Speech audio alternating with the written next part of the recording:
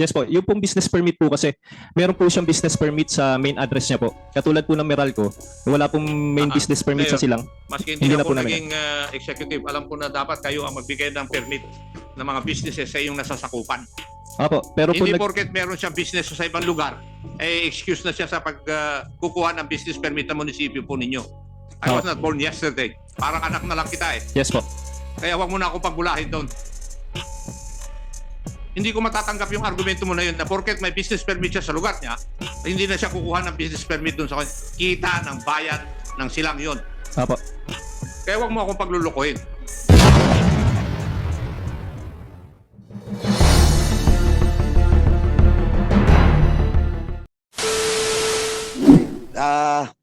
Before we proceed, before I give the floor to Congressman GP, nandito po ba si Attorney Usana Domingo?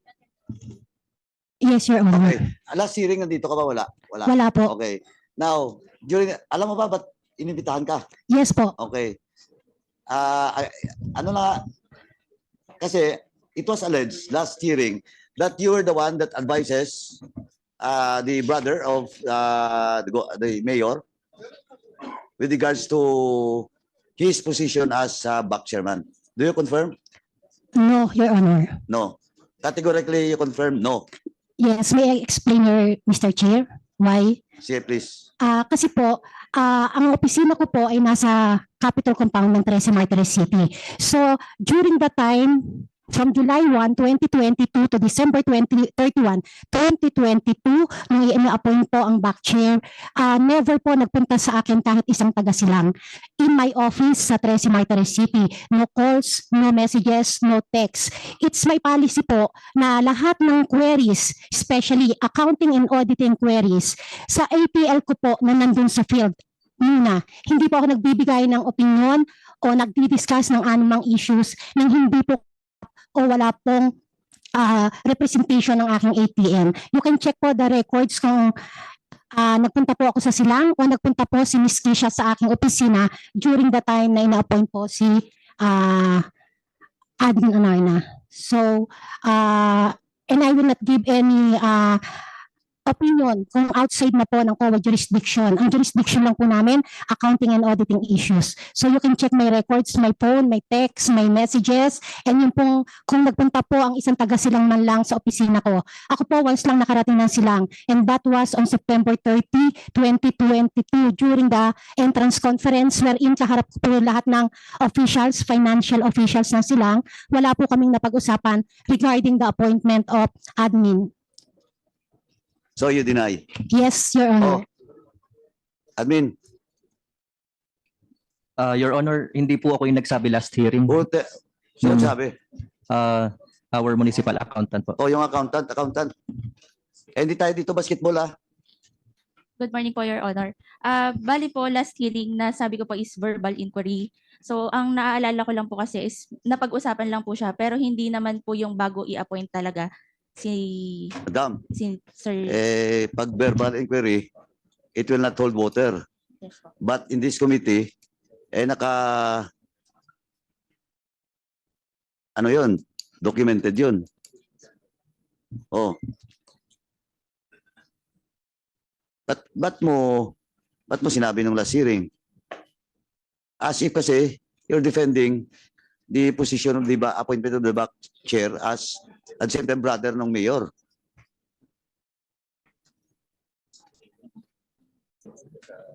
Oh, ano? Your Honor, Yes. ang gusto ko lang po i-clarify na napag-usapan lang po talaga siya. Hindi nga eh. Kasi on record to, ba't mo sasabihin dito? Kasi ang sa amin, nang sinabi mo na hearing as if you're defending the appointment of the brother. And you're quoting the provincial account, COA. And that's on record during the time. Ikaw naman, admin, hindi mo naman kinorek yun. Po? Hindi mo naman kinorek na as if it was true. Actually po, sinabi lang po sa amin yan nung bago kami masuspend. O, di sinabi niya. Apo. O, di hindi ka nag-check. Hindi ko naman hanggang naging back chairman po kasi ako, wala naman pong And then, tinatanong ko kasi, last hearing, it's on record that your accountant tell this committee na ang advice is coming from the COA province. yes po. O, narinig mo yun, di ba? Apo. O, as if you're confirming it also, di ba? Hindi ko naman po kino-confirm. No. Kasi kung hindi mo confirm, dapat kinorek mo. Ano po kasi Di ba? sariling usapan po nila yon, so hindi naman Hindi po. nga yung sinasabi ko nga, dapat on record sinabi nyo rin that there is no official document with regards to that, with regards to opinion of the COA province. Yes po. Di ba? Apo. As if kasi your accountant is defending you. Ikaw naman, as if na the statement of your COA or your accountant is true and correct. Yes, Your Honor. Oh, ulit ha, I just want to warn you, Mr. Chair, bago tayo dito. Mr. Chair, may I Yes, interject? Chairman ako. Mr. Administrator, law graduate po kayo, di po ba? Yes po, Your Honor. Bakit kayo nagdidepende sa isang accountant na hindi abogado at saka sa COA na hindi rin abogado na po pwede kayong ma-appoint na municipal administrator? Hindi ba dapat abogado? Yes po. Bakit sila po ang pinaniniwalaan po ninyo? Mas maalam po kayo sa batas. Nag-rely po kasi kami solely dun sa RA 9184 na wala po prohibition. Pero hindi mo tinignan na may mga batas din na bawal? Wala pong express prohibition po Meron. kasi. Sasabihin ko mamaya, pag-termino ko na ang Sige po. pag-turn ko na magtanong. Okay po. Meron batas. At meron din sa Supreme Court decision that would support that. Okay po. Kaya huwag mo sabihin sa akin yon. Ang tanong ko, bakit ka naniniwala doon sa sinasabi ng mga hindi abogado? Di ba? Dapat ang konsultahin mo yung abogado. Yung kapatid mo, mayor, abogado. Yung isa pang attorney Analna, abogado rin. Yes po. Bakit hindi sila ang tinanong ninyo? Bakit yung hindi abogado ang tinanong ninyo? Di ba? Yes po, Your Honor. Thank you, Mr. Chair. Thank you, Chairman Akop. Anyway, let us proceed with Kong GP. Please proceed. Thank you, Mr. Chair. Follow up po ito sa tanong kay Ma'am DJ. Kailan po kayo nag-resign? Sir, Your Honor, May 31, 2023 po. Nag-retire na po ako. Retire. Yes po. Kahit hindi pa compulsory. Yes po. Dahil kinabahan na kayo. Parang Yes ganun na or ho no? at saka. Yes po. or no? So, si Ma'am Merlina, sabay kayo, nag-retire din kayo? No, Your Honor. Nauna po ako March 1 po, 2023, Mr. Chair. Same feelings, kaya kayo nag-retire? Yes po, Your Honor. Takot na kayo? Takot? Yes po, Your Honor. Yung dalawang pumalit, nandito na ba? Nandito yung last time kasi, Mr. Chair, tinanong ko yung mga, di ba, yung mga back member. Yung dalawa pong bago na back member, nandito po ba? Taas lang yung kamay kung nandito. Back members, Mayor, sino ba? Mayor, Aranza, sino ba yung pumalit sa dalawang back? Yung pong after po nila, let me check po yung composition, parang kayo na. Yung pumalit kay Ma'am Lynn. Ba't ayaw magtaas ng kamay? Sino po yung sumunod? Kasi hindi po mismo yung budget. Sino po pumalit pa ano na lang po after ni Ma'am Lynn?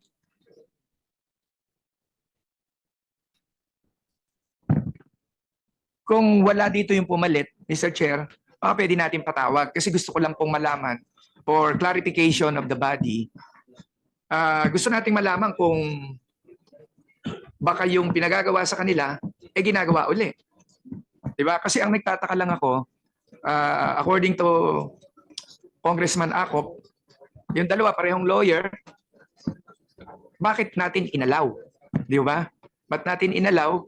Ngayon, syempre, with Mayor, nasa sa iyo yun dahil sayang naman yung pwesto mo. Ito, na-trouble ka. Para maging mayor ka from board member, malaking bagay yon. Dapat mahal na mahal mo yung trabaho mo. Mahirap maging mayor. So, ang sa akin, Mr. Chair, gusto ko sana malaman kasi para nagkaroon lang sila ng plug sa COA, kaya nakulang attention nila para sundin. Ngayon, ang sinasabi natin, yung dating administrasyon, ganyan yung ginagawa. Tama ho si Congressman Garcia. Bakit mo gagayahin yung dating mali? Kaya ka nga nandyan, kaya ka nga nanalo. Siguro kaya nga natalo yung mga dating nakaupo na i-claim to be na sinasabi ninyo na sinundan nyo lang. Ngayon, if not for the COA, thank you for the observation, yung audit ng COA, kaya kayo tumigil. Kasi ang ang malungkot kasi dito, kawawa yung taong bayan eh. Di ba? Now that dati kayo magkasama, ngayon magkaaway kayo. Ang hirap nun ha. Papasok ka dun, yung mga dati mong kakampi, kaaway mo na. Di ba? Chairman Ako, please proceed. Ikaw na po. Thank you, Mr. Chair.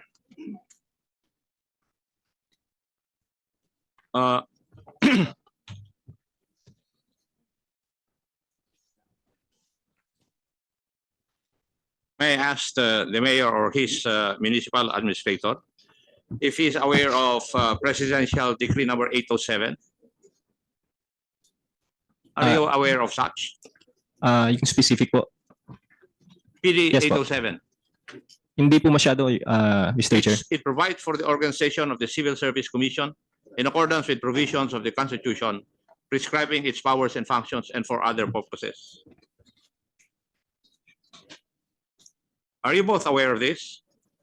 Aware po pero hindi po masyado, Mr. Chair. Now, may I ask the mayor and his administrator, totoo po ba lahat itong nandito sa sinumpang salaysay ni Mr. Edwin Miranda? Mr. Chair, dinedenay po namin na meron po kaming involvement doon po sa kumpanya po. Actually, kaya po siya napili po ay malaki po yung natipid po namin sa gasolina. From 34 million po, ang last year po naging 22 million na lang po yung That's aming beside the ano. point, Mr. Yes po. Mayor. Ang tinatanong ko lang po kung anong katotohanan nung nasa affidavit ni Mr. Edwin Miranda. Totoo po ba lahat yung sinabi niya? Sa pagdating po ng sosyo po kami, hindi po totoo po yun. So, yun po ang hindi totoo. Yes po. And among other things po, nakalimutan ko na po yung iba po. Sinasabi po niya rito na nag-operate siya na wala siyang business permit from Silang Cavite. Yes po. Wala Yung rin po pong- siyang PhilDeps. Yun po yung... Yes po, yung pong business permit po kasi, meron po siyang business permit sa main address niya po. Katulad po ng Meralco, wala pong main business permit sa Mayor. Silang. Maski hindi Hindi na ako po namin. naging executive, alam ko na dapat kayo ang magbigay ng permit ng mga businesses sa iyong nasasakupan. Opo, pero po Hindi porket meron siyang business sa ibang lugar, eh excuse na siya sa pagkukuha ng business permit ng munisipyo po ninyo. I was not born yesterday. Parang anak na lang kita eh. yes po. Kaya wag mo na akong pagbulahin doon. Hindi ko matatanggap yung argumento mo na yun na porket may business permit siya sa lugar niya, hindi na siya kukuha ng business permit doon sa kita ng bayan ng Silang yon. Opo. Kaya wag mo akong paglulukuhin. Mr. Chair, if I may po. May, Sasagutin mo yung tanong ko o ano? yes po, tukol po dun sa business permit po. Gawa po nag-relive lang po kami sa GPBB Technical Support Office, NPM number 178 of 2015 po. Would that excuse you, Mr. Miranda, from getting a business permit from your municipality? Yes po. Would that? If I may get the exact GPBB NPM 178, papasok ko po. Yun po naging basihan po namin. GPPB, business permit, kontrolado ninyo? No, Mr. Chair. Ako nga, halimbawa may negosyo ako sa amin sa Antipolo, magkakaroon ako negosyo sa Silang Cavite, excuse na ako sa pagkuha ng business permit doon? Ganun po ba ang ibig niyo sabihin?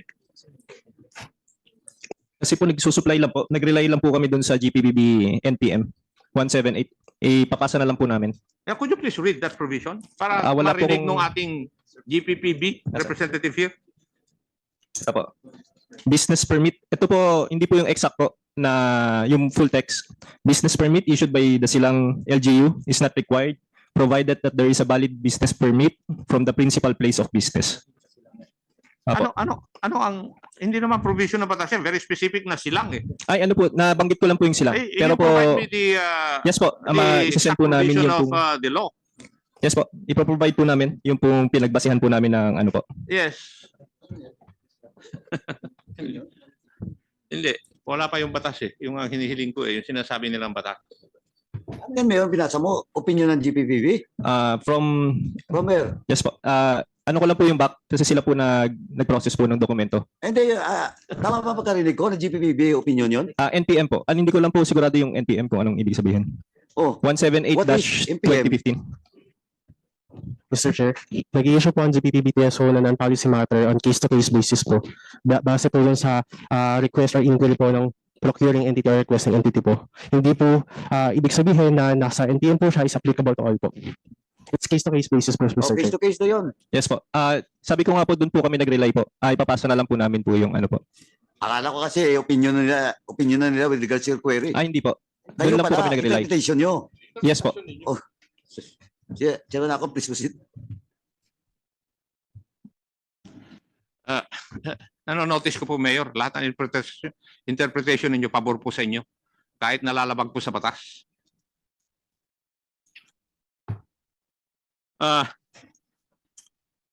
Dalawa po yung pinagkukunan nyo ng petroleum fuel, oil and lubricants, di po ba? Kay Mr. Sa M. Asuncion Gasoline Station at saka kay Corban Logistics Incorporated. Tama po?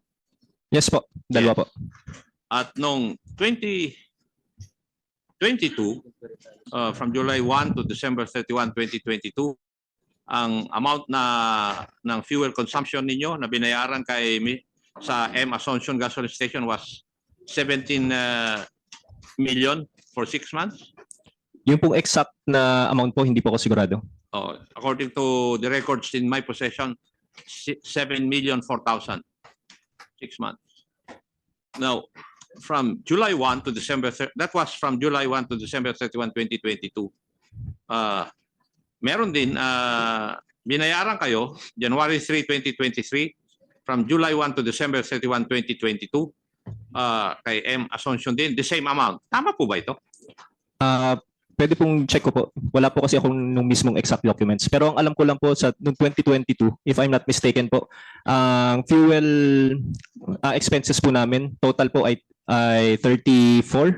Tama. Dalawang 17 eh. Opo, You add 17 plus 17, that's 34. 34 po. Opo, 34. Now, from...